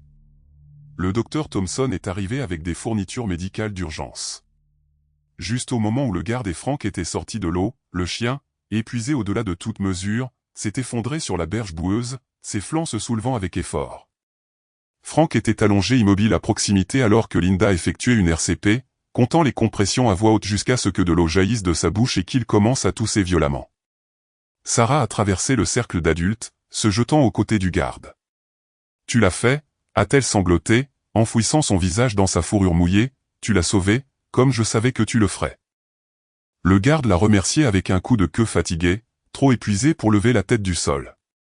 Inquiet, Robert a regardé Linda, qui partageait maintenant son attention entre Frank et le chien. Va-t-il s'en sortir? A demandé Robert, en s'agenouillant à côté de sa fille. L'expression de Linda était prudente alors qu'elle examinait le garde. Il est complètement épuisé et cette blessure sur son flanc s'est rouverte, il a besoin de soins vétérinaires immédiats. Je vais vous conduire, a proposé le shérif Collins. Frank est assez stable pour l'ambulance quand elle arrivera. Alors qu'il se préparait à transporter le garde à la clinique de Linda, un adjoint s'est approché avec quelque chose serré dans sa main. J'ai trouvé ça emporté à 50 mètres en aval, a-t-il rapporté, en tendant un portefeuille en cuir trempé. Il était coincé sur des branches. Avec ceci, le deuxième objet était une petite cartouche en métal, du type utilisé pour contenir des films à l'époque des appareils photo numériques. Le shérif Collins l'a examiné attentivement avant d'ouvrir le seau étanche. À l'intérieur, protégé des éléments, se trouvait une feuille de papier étroitement enroulée et ce qui semblait être des plaques d'identification militaire. « Eh bien, je suis damné », a murmuré Collins, en scannant le document. « Robert, notre garde ici n'est pas n'importe quel chien, selon ceci, il est le capitaine Gardian, chien de travail militaire retraité spécialisé dans les opérations de recherche et de sauvetage, un chien militaire. » Militaire, a répété Robert avec incrédulité. Comment s'est-il retrouvé à Pinewood? Collins a étudié le document plus en détail. Le dernier maître connu était le sergent Eleanor Davis, libéré honorablement il y a 3 ans. Le nom a frappé Robert comme un coup physique. Eleanor Davis, vous la connaissez, Davis était le nom de jeune fille de ma femme, Eleanor Adams était son nom de femme mariée, elle a servi avant que nous nous rencontrions, mais n'a jamais mentionné de chien militaire. Sarah a levé les yeux du côté du garde, ses yeux grands ouverts. Maman nous l'a envoyé, a-t-elle chuchoté, pour nous protéger après qu'elle ne le puisse plus. Un lourd silence est tombé sur le groupe, seulement interrompu par le hurlement lointain des sirènes qui approchaient. Le garde a légèrement levé la tête au son, ses yeux dépareillés trouvant le visage de Sarah. « Est-ce possible ?» a demandé Robert à Linda à voix basse, « pourrait-ce réellement être un chien que ma femme a déjà manipulé ?» Linda a choisi ses mots avec soin. Les chiens de travail militaire forment des liens incroyables avec leur maître, il existe des cas documentés de chiens voyageant sur des centaines de kilomètres pour trouver quelqu'un d'important pour eux, c'est rare, mais pas impossible. Alors que les sirènes se faisaient plus fortes, l'état du garde s'est visiblement détérioré. Sa respiration est devenue plus laborieuse et du sang a coulé de la blessure ouverte sur son flanc. Nous devons le déplacer maintenant, a exhorté Linda, une véritable alarme dans sa voix, il entre en état de choc. Ce qui a suivi a été un voyage frénétique à la clinique vétérinaire de Linda à la périphérie de Pinewood. Le petit bâtiment, habituellement réservé aux vaccinations de routine et aux interventions chirurgicales d'urgence occasionnelles sur les animaux de ferme, est devenu le centre d'une opération de soins intensifs improvisée. Linda a travaillé sans relâche, aidée par son technicien à temps partiel qui avait été appelé de chez lui. À l'extérieur de la salle de traitement, Robert a tenu Sarah sur ses genoux, tous deux silencieux, alors qu'ils attendaient des nouvelles. Le shérif était retourné coordonner l'arrestation de Frank et les efforts de nettoyage en cours autour de la ville, promettant de se tenir au courant dès qu'il le pourrait. Après ce qui a semblé une éternité, Linda est sortie de la salle de traitement, sa blouse tachée de sang et son visage marqué par la fatigue. Est-ce qu'il... Sarah n'a pas pu terminer la question. Il est stable, a assuré Linda, mais c'était juste, la blessure par balle que Frank lui a infligée il y a des semaines ne s'est jamais complètement cicatrisée, la tension de la nage et l'impact de cette branche l'ont complètement déchiré, il a perdu beaucoup de sang, mais il va se rétablir. Robert a insisté. L'hésitation de Linda en disait long. Les prochaines 24 heures sont critiques, il a besoin de repos, de liquide et d'une surveillance constante, s'il passe la nuit, ses chances s'améliorent considérablement. Sarah a glissé des genoux de son père, s'approchant de Linda avec détermination sur son petit visage. « Je veux rester avec lui. »« Ma chérie, ce n'est pas. » Robert a commencé. « S'il te plaît, » a interrompu Sarah, « le garde est venu jusqu'ici pour nous trouver, il m'a sauvé dans la grotte, il a même sauvé le méchant qui lui a fait du mal, je ne peux pas le laisser seul maintenant. » Linda et Robert ont échangé des regards au-dessus de la tête de Sarah. Après un moment, Linda a hoché la tête, « Il y a un lit de camp dans mon bureau, j'avais prévu de passer la nuit pour le surveiller de toute façon, Sarah peut me tenir compagnie si cela ne vous dérange pas, Robert. » Robert a envisagé de protester, mais a reconnu la résolution dans l'expression de sa fille, la même expression qu'Eleanor portait quand elle était absolument décidée. « D'accord, a-t-il concédé, mais je reste aussi. » Alors que l'aube se levait sur Pinewood le lendemain matin, les nuages orageux s'étaient dissipés, laissant derrière eux un ciel clair comme du cristal et l'énorme tâche de nettoyage. Presque tous les habitants sont venus aider à déblayer les débris, à réparer les structures endommagées et à s'occuper des voisins âgés. Les eaux de crue avaient commencé à se retirer, révélant toute l'étendue de la fureur de la nature et la série d'événements étranges qui avaient rassemblé une communauté. À la clinique de Linda, les nouvelles se sont répandues rapidement au sujet du berger allemand héroïque qui avait risqué sa vie pour sauver l'homme même qui avait essayé de le tuer. Tout au long de la matinée, un flot constant de visiteurs est arrivé avec des offrandes, des plats cuisinés maison pour Linda, Robert et Sarah, des gâteries pour chiens et des jouets pour le garder, plus important encore, des informations. Le maire Wilson, ayant l'air considérablement humilié, est arrivé en milieu de matinée avec un épais dossier sous le bras. Le shérif Collins m'a demandé d'apporter ça, a-t-il expliqué maladroitement, c'est tout ce qu'ils ont trouvé à la cabane de Frank, il semble que mon beau-frère mène une opération de braconnage illégal depuis des années, les preuves sont substantielles. Robert a accepté le dossier mais est resté poliment froid. Merci, maire. Wilson a continué en enlevant son chapeau. J'avais tort au sujet du chien, nous avions tous tort, comment va-t-il? Robert a répondu simplement, il se bat. À l'intérieur de la salle de traitement, Sarah était assise les jambes croisées sur le sol à côté du lit de camp du garde, lisant à voix haute son livre d'histoire préféré. Le berger allemand était immobile, à l'exception du soulèvement et de l'abaissement peu profond de sa poitrine bandée, une ligne intraveineuse délivrant des liquides à son système épuisé. Le brave chevalier n'avait pas peur du dragon, a lu Sarah de sa voix forte et claire, parce qu'il savait que même les créatures les plus effrayantes pouvaient avoir un bon cœur à l'intérieur. Comme s'il répondait à sa voix, la queue du garde a légèrement bougé contre la couverture. Ses yeux dépareillés se sont ouverts à moitié, se concentrant sur Sarah avec une affection non dissimulée. Il se réveille, s'est exclamé Sarah, en lui caressant doucement la tête. Le garde, tu vas bien, le docteur Linda t'a soigné et papa dit que tu peux rentrer à la maison avec nous pour toujours quand tu iras mieux. La queue du garde a cogné une fois, puis une autre fois avec plus de force. Il a légèrement levé la tête, regardant au-delà de Sarah vers l'endroit où Robert se tenait dans l'embrasure de la porte. À ce moment-là, en regardant le visage de sa fille s'illuminer de joie et le chien blessé lui répondre avec une dévotion aussi évidente, Robert a senti quelque chose changer en lui, un relâchement du chagrin qui avait serré son cœur depuis la mort d'Eleanor. Que ce soit par une incroyable coïncidence ou quelque chose de plus mystérieux, cet animal avait ramené sa fille à lui, avait restauré sa voix et son esprit. C'est vrai, mon garçon, a confirmé Robert, en entrant dans la pièce et en s'agenouillant à côté du lit de camp, tu rentres à la maison avec nous, tu l'as mérité. Le regard du garde a tenu le sien pendant un long moment, intelligent et en quelque sorte familier, avant que le chien ne se détende en arrière sur sa couverture, apparemment satisfait de la promesse. Sarah a continué à lire son histoire, une main ne quittant jamais la fourrure du garde alors que Robert les regardait ensemble, la petite fille qui avait tout risqué pour sauver un chien mourant et l'animal extraordinaire qui, à son tour, les avait tous sauvés. À l'extérieur de la fenêtre de la clinique, Pinewood a poursuivi son rétablissement sous le soleil printanier vigilant, ses citoyens, à jamais changés par la tempête qui avait révélé le pire et le meilleur de leur petite communauté et par le courage inhabituel de son plus petit habitant et de son remarquable garde. Le rétablissement du garde semblait assuré dès le deuxième jour alors que ses signes vitaux se stabilisaient, son appétit revenait et les antibiotiques semblaient gagner la bataille contre l'infection. Linda a exprimé un optimisme prudent alors qu'elle changeait ses bandages cet après-midi-là, Sarah observant attentivement depuis un tabouret à côté de la table d'examen. C'est un combattant, leur a dit Linda avec une véritable admiration dans sa voix, je n'ai jamais vu une amélioration aussi rapide chez un animal aussi gravement blessé. La nouvelle s'est répandue rapidement dans Pinewood. En soirée, la petite salle d'attente de la clinique débordait de visiteurs apportant des vœux de bien-être et de petits cadeaux. Madame Henderson de la boulangerie est arrivée avec des biscuits en forme de chien pour Sarah et un pain frais qui pourrait tenter un patient en convalescence. Le shérif Collins s'est arrêté entre les quarts de coordination du nettoyage, apportant les dossiers de service militaire qu'il avait réussi à obtenir grâce à ses contacts. Il a servi en Afghanistan, a-t-il rapporté, montrant les documents à Robert, 3 missions spécialisées dans la recherche et le sauvetage, en particulier dans les zones sinistrées, hautement décorées. Robert a étudié les papiers, essayant d'imaginer Eleanor, sa douce et riante Eleanor, travaillant aux côtés de cet animal remarquable dans des zones de guerre. Cela n'explique toujours pas comment il nous a trouvés, a-t-il murmuré.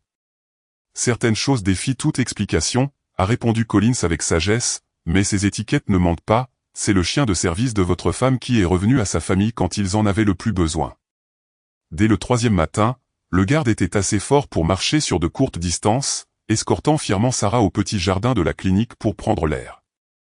Le journal local a envoyé un photographe qui a capturé le couple assis ensemble sur un banc, le bras de la petite fille protégeant son héros canin. L'histoire en première page qui en a résulté, Chien miracle sauve un enfant en ville, a transformé le garde en une célébrité locale du jour au lendemain. Demain, nous rentrons à la maison. Sarah annonça à Gardian en brossant son pelage ce soir-là, sa voix pétillante d'enthousiasme, « Papa te prépare un lit spécial dans ma chambre et nous allons t'acheter un nouveau collier, un rouge, assorti à tes nouvelles plaques. » Gardian sembla comprendre, posant son museau sur son genou avec un soupir satisfait. Dans un coin de la pièce, Robert et Linda observaient la scène avec des sourires identiques. « C'est remarquable, » commenta Linda à voix basse. Il y a 2 semaines, elle ne parlait à personne. Et maintenant, regarde-la. Robert acquiesça, l'émotion lui serrant la gorge. Gardian lui a rendu sa voix, et autre chose encore, sa joie. J'avais oublié à quoi ressemblait un vrai sourire. La soirée se déroula paisiblement tandis que les étoiles apparaissaient dans le ciel clair dehors. Sarah s'endormit sur le lit de camp à côté du grand lit de Gardian, sa main posée dans sa fourrure. Robert la recouvrit d'une couverture avant de sortir avec Linda pour discuter des détails du retour à la maison prévu pour le lendemain. Aucun d'eux ne remarqua le premier changement subtil, Gardian, levant la tête, les narines frémissantes à une odeur imperceptible. Au moment où il gémit doucement, se retournant dans son lit, Sarah dormait trop profondément pour réagir. Lorsque Linda vérifia l'état de ses patients à minuit, elle trouva Gardian agité, sa respiration légèrement laborieuse. Il en a probablement trop fait avec la promenade aujourd'hui, se dit-elle, lui administrant un léger antidouleur qui sembla l'apaiser. À 3 heures du matin, tout bascula. Robert, somnolent dans un fauteuil de la salle d'attente, se réveilla en sursaut au son du cri terrifié de Sarah. Il se précipita dans la salle de soins et trouva sa fille agenouillée à côté de Gardian, dont le corps puissant s'était raidi, les pattes pédalant frénétiquement contre une résistance invisible. « Il ne se réveille pas » cria Sarah, les larmes ruisselant sur son visage. « Gardian, s'il te plaît. » Linda se précipita, reconnaissant immédiatement une crise d'épilepsie. « Robert, emmène Sarah dehors, » ordonna-t-elle, cherchant déjà des médicaments. « Non » protesta Sarah, s'accrochant au cou de Gardian. « Je ne le quitterai pas. » La crise dura près de 2 minutes, une éternité à regarder impuissant le corps de Gardian le trahir. Quand elle finit par se calmer, il resta allongé, épuisé, respirant par petites inspirations superficielles et irrégulières. Linda travailla méthodiquement, vérifiant ses signes vitaux, administrant des médicaments, son visage ne révélant rien de son inquiétude croissante. « Que s'est-il passé » demanda Robert, serrant Sarah contre lui. L'hésitation de Linda en disait long. Parfois, avec des blessures traumatiques, surtout celles qui impliquent une perte de sang et un choc, des complications peuvent survenir. Il pourrait y avoir une hémorragie interne que nous avons manquée, ou un caillot sanguin qui s'est formé pendant la convalescence. « Mais tu peux le guérir, n'est-ce pas » implora Sarah, son petit visage pâle de peur. « Comme tu l'as fait avant. »« Je vais essayer tout ce qui est possible » promit Linda, préparant déjà des médicaments supplémentaires pour l'heure suivante. La bataille pour la vie de Gardian se poursuivit. Une deuxième crise, plus légère, survint, suivie de baisse alarmante de la tension artérielle. Cela incita Linda à appeler un collègue dans la ville la plus proche pour une consultation d'urgence. Sarah refusait de quitter Gardian, lui chuchotant constamment des paroles rassurantes à l'oreille, tandis que Robert et Linda échangeaient des regards de plus en plus inquiets par-dessus sa tête. À l'aube, l'état de Gardian s'était considérablement détérioré. Ses yeux, autrefois vifs, restaient à demi clos, ne réagissant que faiblement lorsque Sarah l'appelait par son nom. Sa respiration devenait plus laborieuse, malgré l'oxygène que Linda avait installé avec son équipement limité. « Je pense que je devrais appeler le docteur Richard à l'hôpital vétérinaire de Hartford », finit par admettre Linda à Robert dans le couloir. « Ils ont des installations que nous n'avons pas, des options chirurgicales, des transfusions sanguines. »« Va-t-il survivre au voyage ?» demanda Robert, regardant à travers la fenêtre Sarah poursuivre sa veille, caressant la tête de Gardian et lui chantant doucement. Le silence de Linda était une réponse suffisante. Lorsque le shérif Collins arriva pour prendre des nouvelles de Gardian avant de commencer son service, il trouva la clinique enveloppée d'une sombre anticipation. Robert le tira à l'écart, lui expliquant la situation à voix basse. Y a-t-il quelque chose que je puisse faire, demanda Collins, son visage buriné reflétant une sincère inquiétude. Peut-être, répondit Robert. Frank Milligan est toujours en détention à l'hôpital du comté. Collins acquiesça. Sous surveillance. Pourquoi? Robert hésita, puis redressa les épaules. J'ai besoin de 5 minutes avec lui. Il y a quelque chose que je dois savoir. L'hôpital du comté se trouvait à 30 minutes de route de Pinewood. Collins fit le trajet en 20 minutes, utilisant ses feux d'urgence pour se frayer un chemin. Frank Milligan avait été soigné pour hypothermie et pour des blessures mineures subies lors de son épreuve dans la rivière, mais il était par ailleurs en bon état physique. Sa chambre d'hôpital servait également de cellule de détention temporaire, avec un adjoint posté à l'extérieur. Les yeux de Frank s'écarquillèrent de surprise lorsque Robert entra, Collins montant la garde près de la porte. Adams, reconnut Frank. Eh bien, vous êtes venu jubiler. Je suis venu vous interroger sur Guardian, répondit Robert, gardant un contrôle rigide de ses émotions. Le berger allemand que vous avez blessé. Il est en train de mourir. Quelque chose traversa le visage de Frank, pas tout à fait du remords, mais un malaise. Qu'est-ce que vous me voulez? La vérité. Qu'est-ce que vous lui avez fait? La première blessure, avant la grotte? Que s'est-il passé exactement? Frank se remua dans son lit, les yeux se tournant vers le shérif avant de revenir à Robert. C'était il y a des mois, en février, pendant cette vague de froid. Je m'installais près de Miller S. Ridge, pas pour braconner, ajouta-t-il rapidement, juste pour repérer. Un chien est apparu de nulle part, me regardant, avec ses yeux étranges, de couleurs différentes. J'ai pensé qu'il était sauvage, qu'il pouvait attaquer ou alerter quelqu'un de ma présence. Alors vous lui avez tiré dessus, termina Robert, d'un ton neutre. Visé pour tuer, admit Frank en haussant les épaules, mais je ne l'ai qu'égratigné. Il s'est enfui dans les bois. La fois suivante, je l'ai vu aux côtés de votre fille, dans cette grange. Robert se pencha en avant. La balle, de quel type était-ce? Frank cligna des yeux, confus par la question. Une balle de chasse standard. Pourquoi juste standard? Rien de spécial? Où voulez-vous en venir, Adams? C'était juste une balle ordinaire, cependant. Fit-il une pause, semblant se souvenir de quelque chose. Elles étaient vieilles, je les avais depuis des années dans la boîte de munitions de mon grand-père. Certaines avaient commencé à se corroder un peu, mais elles tiraient toujours bien. Robert échangea un regard avec le shérif Collins, dont l'expression s'était assombrie en entendant ces informations. Les vieilles munitions corrodées peuvent se fragmenter à l'impact, expliqua Collins alors qu'il se précipitait vers la voiture de patrouille. Cela pourrait avoir laissé des fragments de métal que nous n'avons jamais détectés sur les radiographies, et ces fragments pourraient se déplacer maintenant. Avec son activité accrue, conclut Robert d'un ton lugubre, causant des dommages internes, atteignant peut-être son cerveau. Ils retournèrent à la clinique et trouvèrent Linda au téléphone avec l'hôpital vétérinaire de Hartford, organisant le transport d'urgence. Sarah était toujours aux côtés de Guardian, le visage strié de larmes, mais composé au-delà de son âge. L'ambulance animalière sera là dans 40 minutes, rapporta Linda en raccrochant. C'est le plus vite qu'ils puissent faire. Robert partagea ce qu'ils avaient appris de Frank. L'expression de Linda s'assombrit encore en comprenant les implications. Cela expliquerait les crises et la détérioration rapide. La présence de fragments de métal qui se déplacent pourrait causer une hémorragie interne catastrophique ou des dommages neurologiques. Peuvent-ils le guérir à Hartford? Demanda Robert, connaissant déjà la réponse d'après son expression. S'il survit au voyage. Commença Linda, puis s'arrêta, ne voulant pas donner de faux espoirs. Les 30 minutes suivantes se déroulèrent avec une lenteur atroce. L'état de Guardian continua d'empirer. Son corps, autrefois puissant, semblait rétrécir sous leurs yeux, sa vitalité s'éteignant malgré les efforts de Linda. Sarah lui parlait continuellement, sa voix d'enfant stable, même si les larmes coulaient sur son visage. « Tu dois tenir bon », l'exhorta T.L., berçant sa tête sur ses genoux. « Les médecins pour animaux vont venir te soigner. Encore un peu, Guardian, s'il te plaît. » Lorsque la respiration de Guardian faiblit, devenant superficielle et irrégulière, Linda lui administra une nouvelle injection de médicaments qui sembla le stabiliser temporairement, mais le répit fut de courte durée.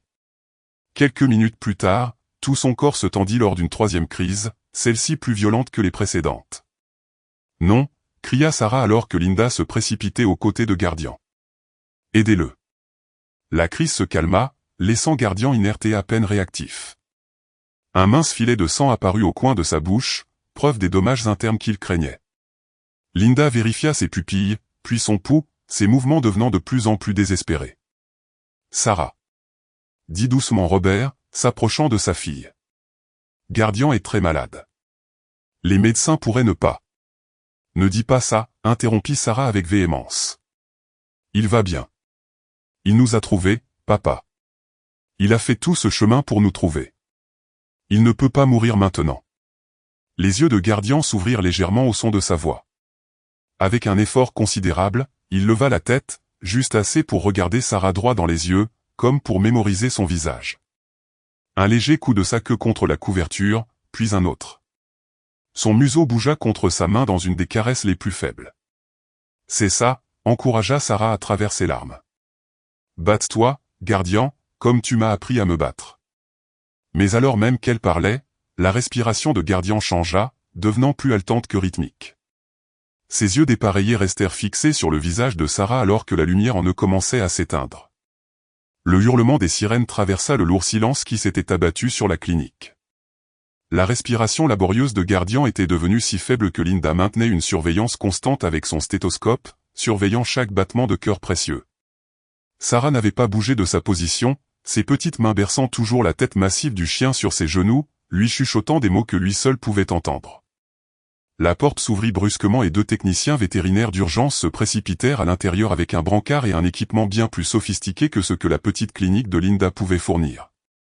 Statut, demanda le technicien principal, évaluant déjà Guardian avec une efficacité professionnelle.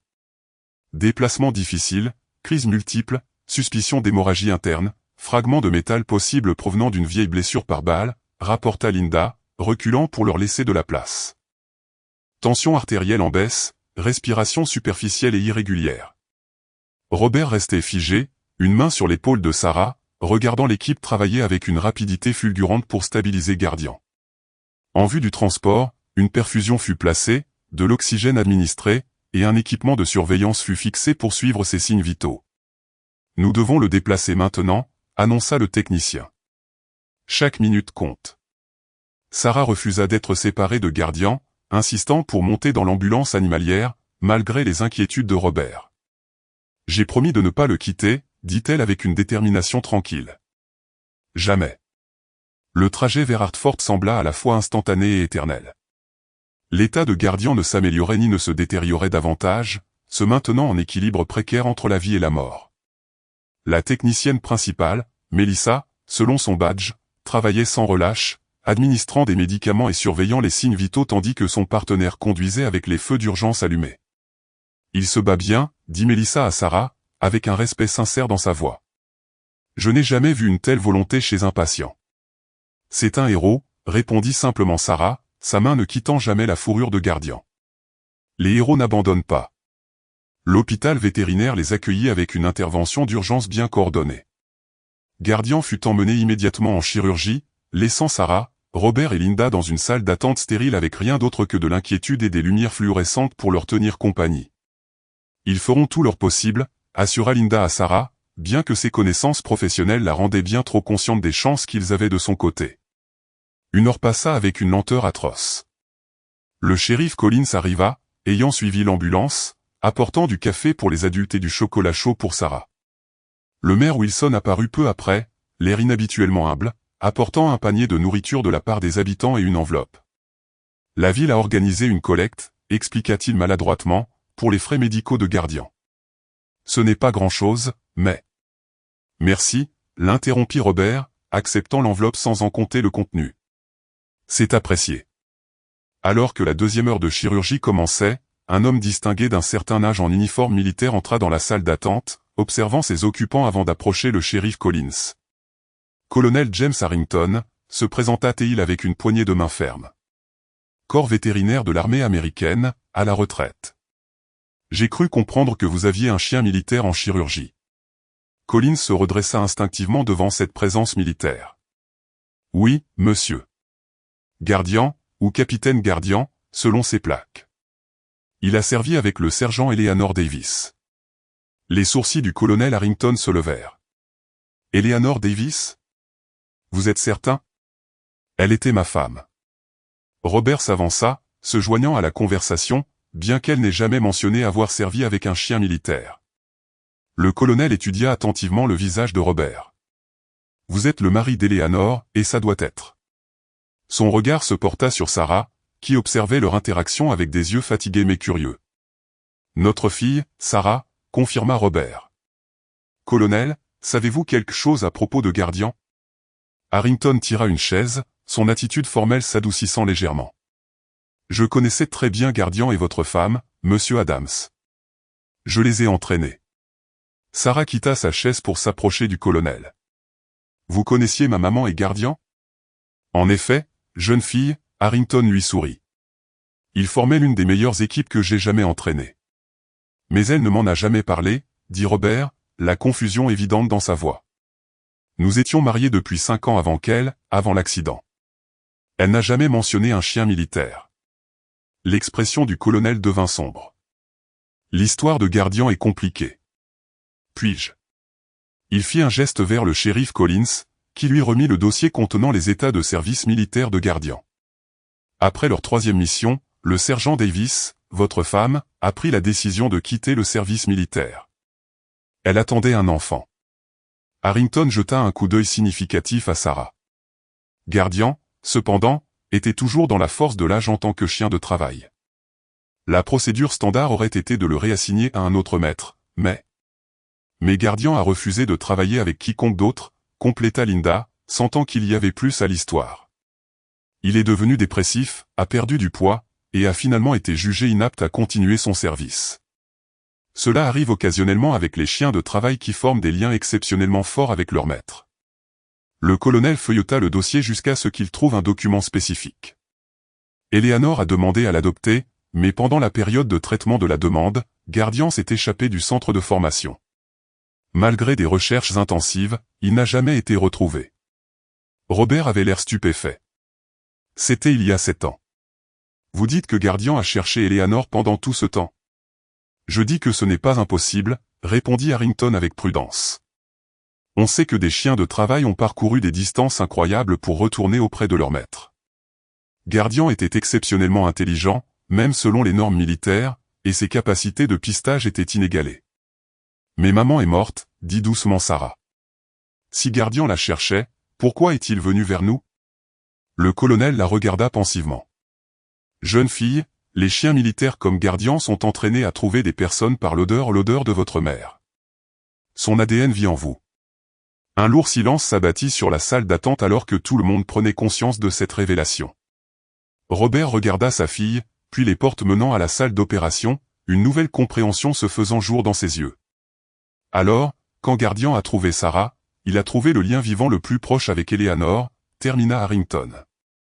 Pour lui, cela aurait été l'achèvement de sa mission, trouver son maître de la seule manière encore possible. Les portes de la salle d'opération s'ouvrirent brusquement, interrompant la conversation. Un chirurgien vétérinaire fatigué s'approcha, portant toujours sa Charlotte. Tout le monde se leva, la tension palpable dans l'air. La famille du chien, demanda-t-il, regardant les adultes rassemblés. Sarah s'avança, le menton relevé. Je suis sa famille. L'expression sérieuse du chirurgien s'adoucit légèrement à la vue de la petite fille déterminée. Eh bien, jeune fille, votre Guardian est un animal remarquable. Nous avons trouvé 3 fragments de métal, un logé près de son cœur, 2 autres qui avaient migré vers des endroits dangereux. L'opération a été extrêmement compliquée, mais, demanda Robert, son bras se resserrant autour des épaules de Sarah. Mais il est stable. Nous avons pu retirer tous les fragments, réparer les dommages internes et arrêter l'hémorragie. Il n'est pas encore hors de danger, mais s'il passe les prochaines 24 heures, son pronostic est bon. Les genoux de Sarah faillirent flancher de soulagement. Puis-je le voir, s'il vous plaît? Il est en salle de réveil, expliqua le chirurgien. Toujours inconscient à cause de l'anesthésie, mais oui, je pense qu'une brève visite serait acceptable. La salle de réveil bourdonnait du son des équipements de surveillance. Guardian était allongé sur une table rembourrée, reliée à des perfusions et à des machines suivant ses fonctions vitales. Sa forme massive semblait plus petite, presque vulnérable sous les champs opératoires et les bandages, mais le mouvement de sa poitrine était plus fort, plus régulier qu'avant. Sarah s'approcha prudemment de lui, tendant la main pour toucher sa patte. « Gardien » murmura-t-elle. « Je suis là. » Le colonel Harrington resta en arrière, regardant la scène avec une émotion visible. « De toutes mes années de travail avec des chiens militaires, je n'ai jamais rien vu de tel, confessa-t-il à Robert. Le lien que votre fille a formé avec lui, c'est extraordinaire. Elle n'a parlé à personne d'autre qu'à cette peluche depuis 6 mois, répondit Robert à voix basse. Pas depuis la mort d'Eleanor. Puis Gardien est apparu, et soudain, elle a retrouvé sa voix. Le colonel acquiesça pensivement. Les chiens militaires sont parfois utilisés dans des programmes de thérapie après la fin de leur service. Leur intuition, leur capacité à ressentir les besoins émotionnels, c'est remarquable. Gardien a peut-être reconnu quelque chose en Sarah qui lui rappelait non seulement l'odeur d'Eleanor, mais aussi son esprit. Pendant qu'il parlait, une infirmière entra avec un petit sac en plastique. C'était avec ses effets personnels, expliqua-t-elle en tendant les objets à Robert. Nous avons dû retirer ces plaques pour l'opération. Robert ouvrit le sac et y trouva les plaques d'identification militaire de Gardien et un petit cylindre étanche, semblable à celui qu'ils avaient trouvé après l'inondation. Celui-ci, cependant, était intact, son seau non brisé. Avec les conseils du colonel Harrington, il le dévissa et découvrit un document étroitement enroulé et quelque chose d'autre, une petite photographie plastifiée pour la protéger. L'image montrait une Eleanor plus jeune, en treillis militaire, le bras autour d'un gardien se tenant fièrement. Au dos, écrit de la main familière d'Eleanor, se trouvaient les mots « Mes gardiens, un pour moi, un pour mon bébé, puissiez-vous toujours vous protéger l'un l'autre ». Les mains de Robert tremblaient en tendant la photo à Harrington. Elle savait, murmura-t-il. D'une manière ou d'une autre, elle savait qu'ils se retrouveraient. Le colonel examina le document accompagnant la photo. C'est intéressant. Papier d'adoption officiel pour Gardien, signé et approuvé 2 semaines avant son évasion. Eleanor était sa propriétaire légale. Selon ces documents, Gardien n'était pas du tout perdu. Il rentrait à la maison. Mais pourquoi ne me l'a-t-elle pas dit, demanda Robert, déconcerté. L'approbation a été confirmée après sa libération honorable, nota Harrington. Peut-être voulait-elle vous faire une surprise, ou peut-être. Il hésita, jetant un coup d'œil à Sarah, qui restait entièrement concentrée sur Gardien. Peut-être attendait-elle le bon moment. Comme pour répondre à leur conversation, les yeux de Gardien s'ouvrirent, un ambre, un bleu, se concentrant immédiatement sur Sarah. Malgré les effets persistants de l'anesthésie, sa queue bougea faiblement contre la table. Un léger coup de reconnaissance. « Il se souvient de moi », souffla Sarah. Son visage s'illumina de joie. « Il revient vers nous. » Le chirurgien vétérinaire vérifiant les signes vitaux de Gardien semblait impressionné. Son taux de récupération est remarquable. La plupart des animaux mettent beaucoup plus de temps à reprendre conscience après une chirurgie aussi importante. Il a une raison de vivre, observa doucement le colonel Harrington. Parfois, cela fait toute la différence. Comme pour confirmer cette évaluation, la langue de Gardien se tendit pour lécher faiblement la main de Sarah, un geste d'affection et de réconfort qui tira des larmes à tous ceux qui regardaient. Les moniteurs suivant sa fréquence cardiaque affichaient un rythme qui se renforçait, chaque battement étant plus robuste que le précédent. À l'extérieur des fenêtres de la salle de réveil, l'aube se levait sur Hartford, baignant le monde dans la promesse dorée d'un nouveau jour. Et à l'intérieur de ces murs stériles, entouré des personnes qui s'étaient battues si fort pour le sauver, Gardien poursuivait son remarquable voyage de retour du bord du gouffre, guidé peut-être par le lien indéfectible avec le maître qu'il avait cherché pendant 7 ans et par la petite fille qui avait hérité de la capacité extraordinaire de sa mère à aimer. Le printemps s'épanouissait pleinement sur Pinewood. Au cours des semaines qui suivirent la guérison miraculeuse de Gardien, la ville elle-même sembla transformée, non seulement par la restauration physique après l'inondation, mais aussi par un sens renouvelé de la communauté et de son objectif.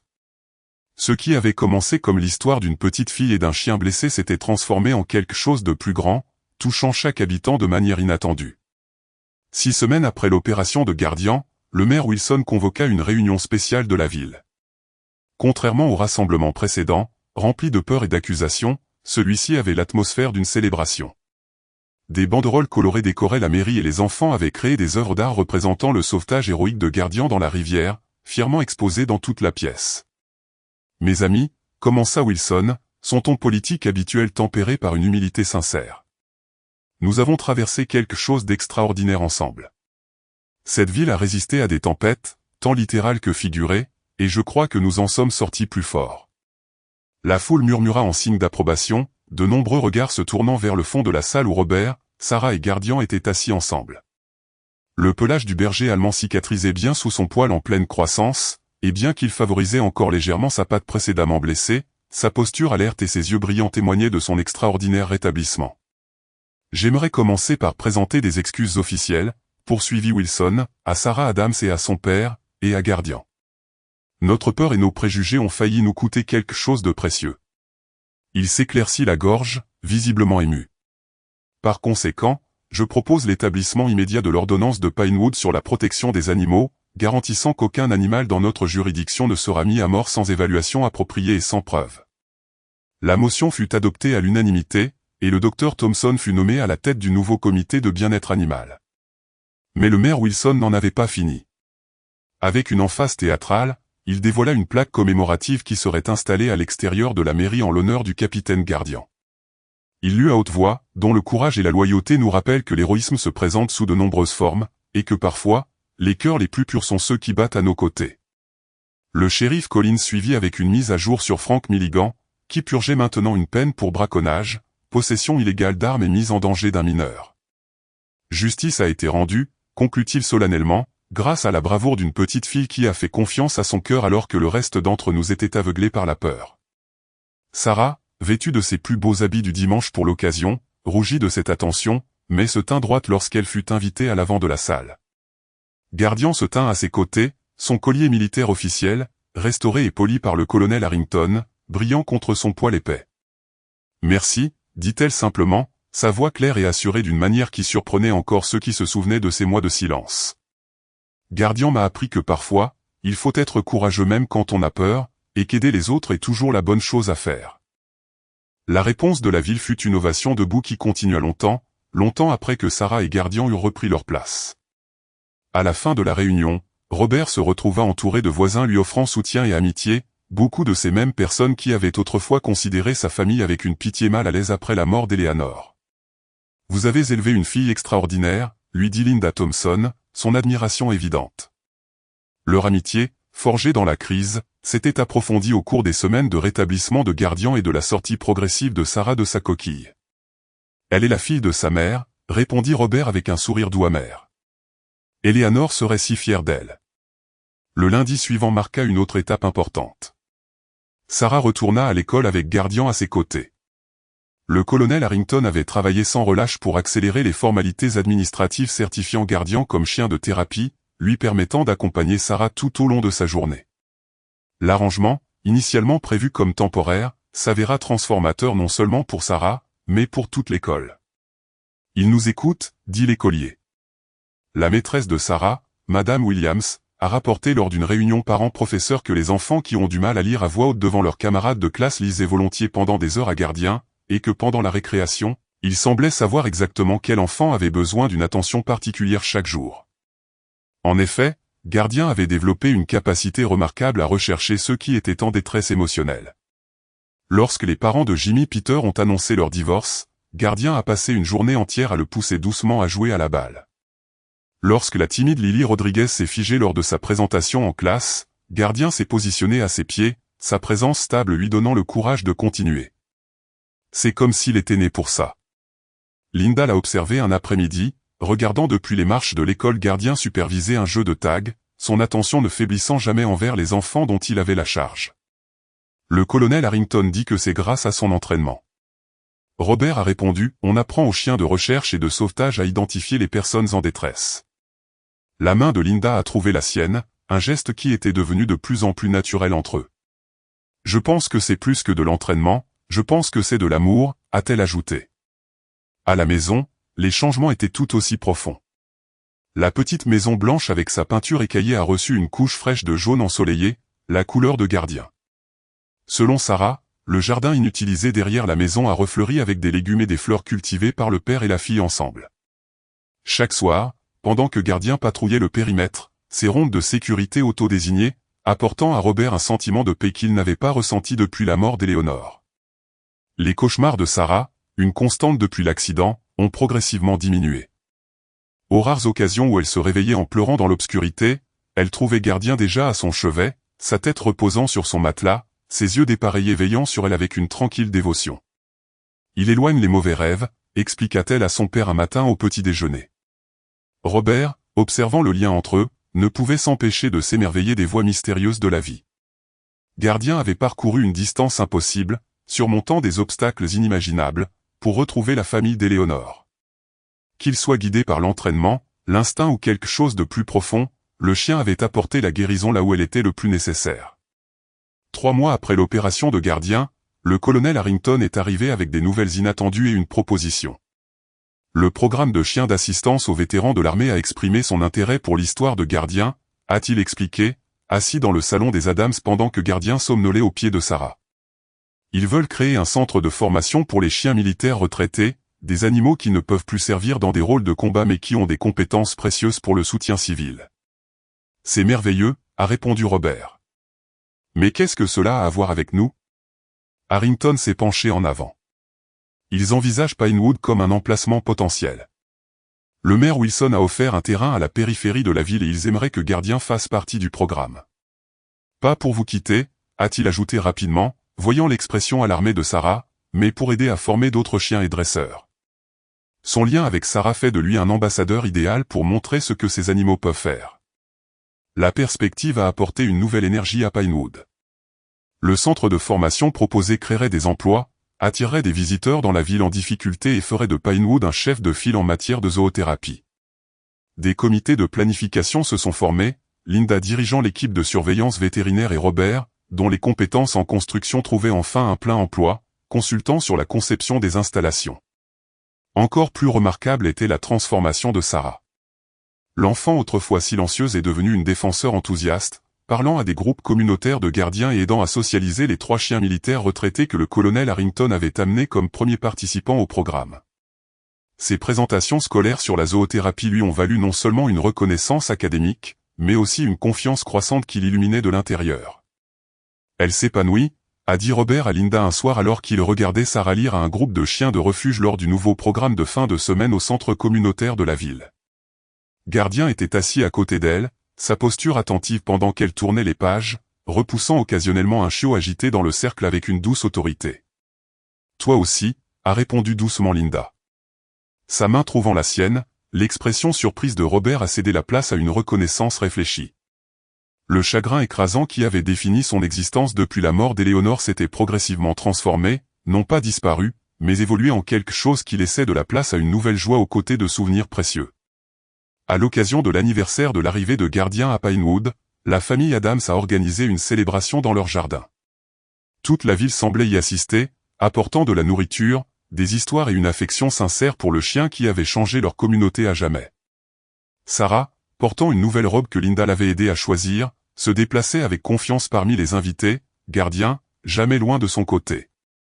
Au crépuscule, projetant de longues ombres sur le jardin revitalisé, Robert s'est retrouvé à côté du colonel Harrington, regardant Sarah démontrer à un groupe d'enfants comment Gardien pouvait trouver des objets cachés, un jeu qui mettait en valeur son entraînement militaire tout en ravissant son jeune public.